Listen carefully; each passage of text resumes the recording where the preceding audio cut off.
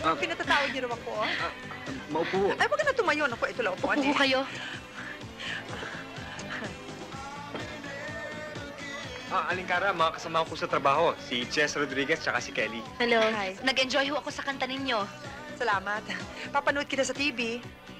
Siya ang host at producer ng aming programa. Umorder ho kayo ng maiinom. Manger, Sambira. Buti naligaw kayo dito sa club namin. Kasi itong si Edwin maraming alam. Siya yung una nakapanood sa inyo dito pagkatapos niyaya niya kami. Gabi-gabi ho ba kayo kumakanta rito? Ay, hindi anak. Pang big night lang ang beauty ko. Matagal na ho ba kayong kumakanta? Nadalaga pa ako. Kumakanta na ako. Pero hindi mga magaspang na kantang katulad na narinig nyo. Pero siyempre ngayon, medyo gurang na tayo. Kaya, puti ako gigimik, hindi nila ako kuning singer. Kung bidahin ko ho kayong gumest sa programa ko, papayag ho ba kayo?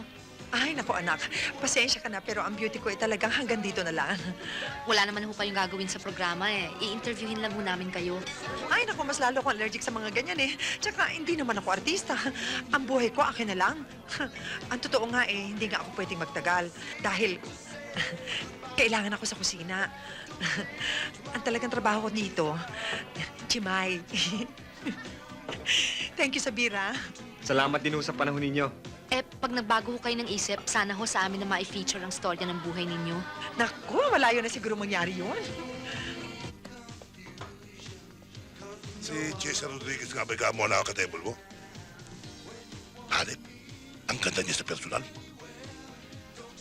Kapag siya napag-asawa ko, ang sarap sigurong papakin. Big boy, wag mo na ambisyonin. Dahil hindi papatuloy yun sa isang pangit na kusinero. Kahit sa panaginip, kabaliwan niyang ilusyon mo. Hayop ka rin namang magsalita, no? Hoy, huwag mo sabihin sa aking class ka, ha? Dahil sa ikaw ang kumakanta rito kapag mayroong absent singer. Alila ka rin dito.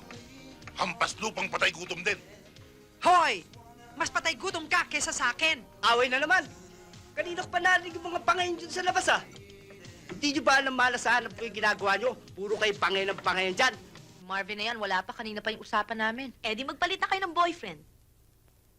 Hoy, tumigil ka, sumusobra ka na. Kung ayaw niyo sa kanya, di akin na lang siya.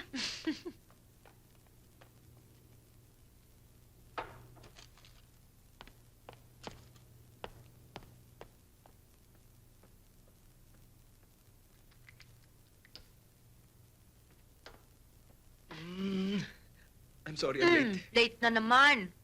What excuse have you made up naman this time? Nakipag-meeting ako sa leader ng labor union. Ako pinarap ng papa Nakaisip ka na naman ng magandang dahilan. Gusto mo ba magwelga ang lahat ng empleyado ng advertising agency? Pati ng imprenta. Halika na, late na tayo sa luncheon show na yan. Marvin, businahan mo naman,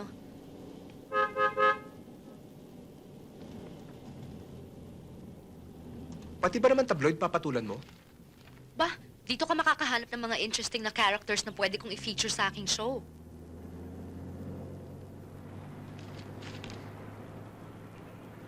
Marvin, ni-raid yung club nila, Cara. Ano man pakialam natin dyan? Marvin, pwede ba kalimutan na muna natin yung fashion show ngayon? Sana na naman dahilan? Kasama si Cara sa mga nahuli Papiyansahan niyo na may-ari. Marvin, please naman sige na.